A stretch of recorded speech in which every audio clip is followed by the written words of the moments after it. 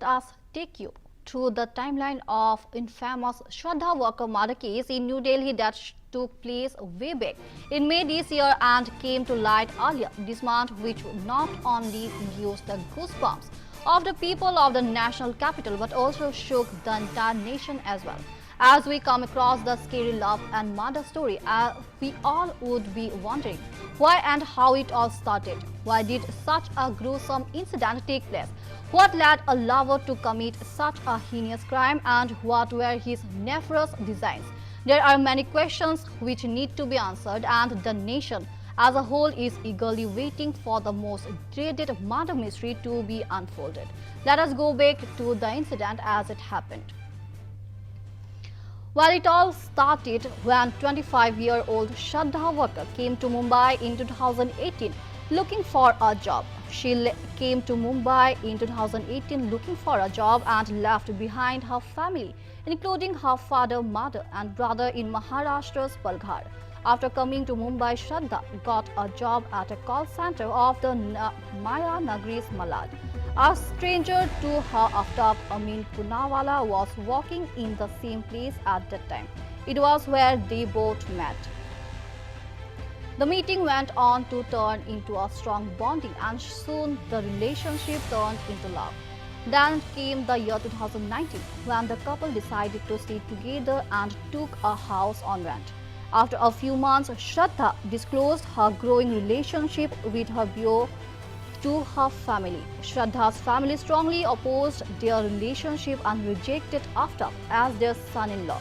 They then asked her to come home to have a talk and find a way out to resolve the matter. Despite her parents' strong opposition to the affair, Shraddha continued with the relationship and kept on insisting after for marriage quite often.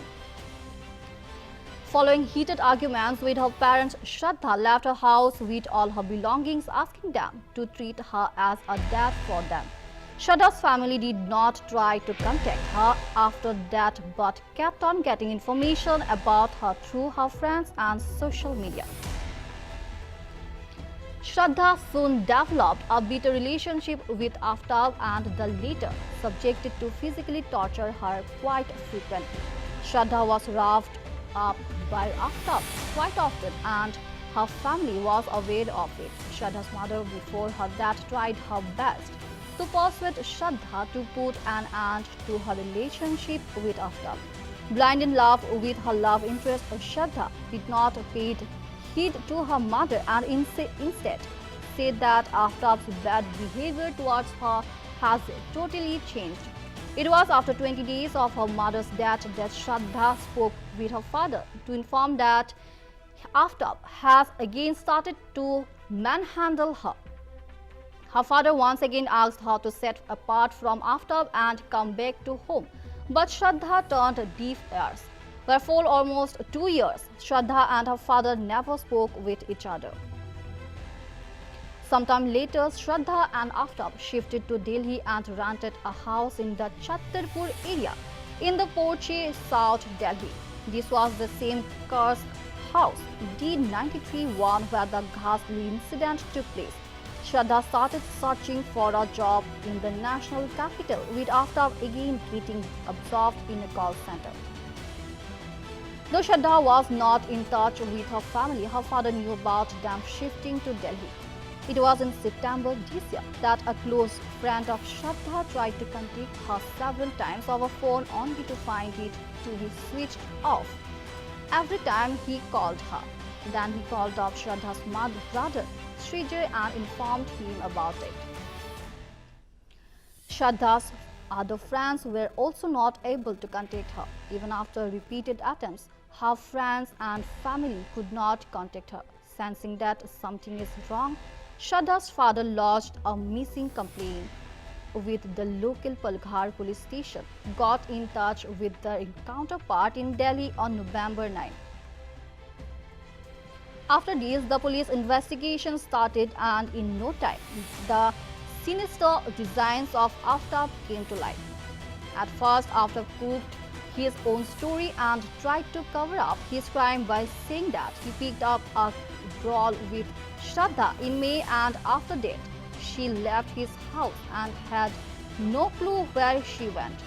During a series of marathon interrogation, Aftab started making contradictory statements, which made the police come to a conclusion that there is something fishy in this story. This is when the police started suspecting Aftab and got tougher on him, which after he narrated a story that sent shivers down everyone's spines. Well, it was on the night of May 18 when Shraddha and Aftab had a fight over an issue that had strained their relationship. Shraddha wanted to get married to him, but he was trying to get rid of her. The fight was so fierce that Aftab strangled Shraddha to death in a fit of rage.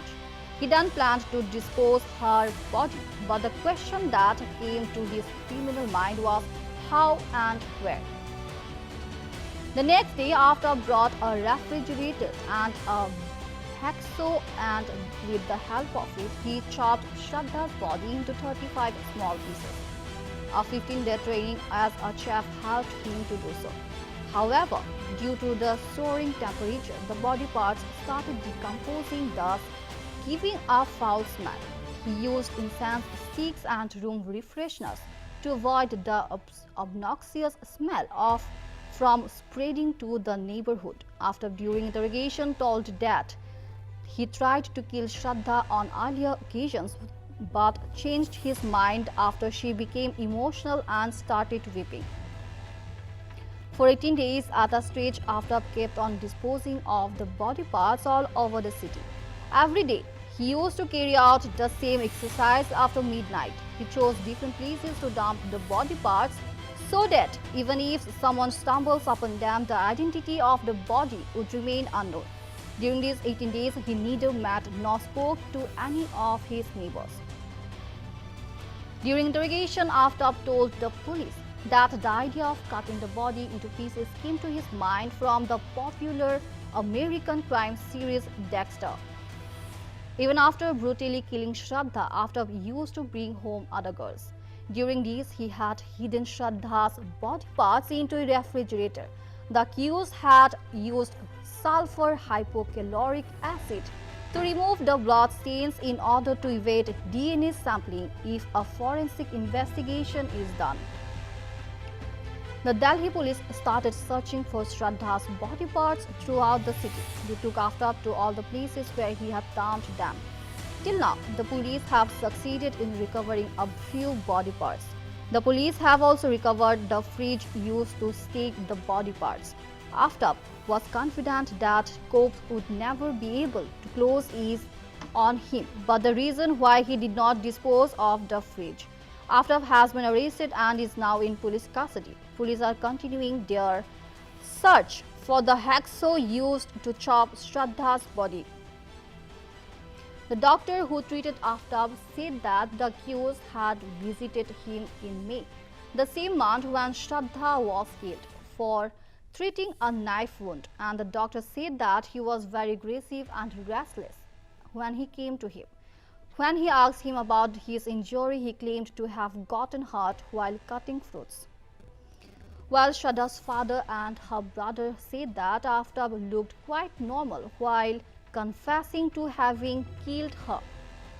Shocking details have emerged in the Shraddha Walker's murder case, and her friends revealed that Aftab used to torture her and threaten her of dire consequences. Aftab used to threaten her and light out cigarette butts on her body. Moreover, it has also come to light that Shraddha had multiple burn injuries on her body as a result of Aftab putting burning cigarette butts on her while physically torturing her. While a photograph of Shraddha Walker with bruises on her face has been doing the rounds on social media, perpetrate WhatsApp chats between her and some acquaintances from 2020 have revealed that she was allegedly beaten up by her beau quite often. Aftab was produced in the circuit court via video conferencing. The Delhi court extended his police custody by 5 days. The court also allowed that the police application seeking permission for the narco test on the accused. The court has also reportedly given its consent for a narco taste of the accused. League were heard shouting slogans demanding that penalty for Aftab. There was a massive outrage against the accused outside the circuit court.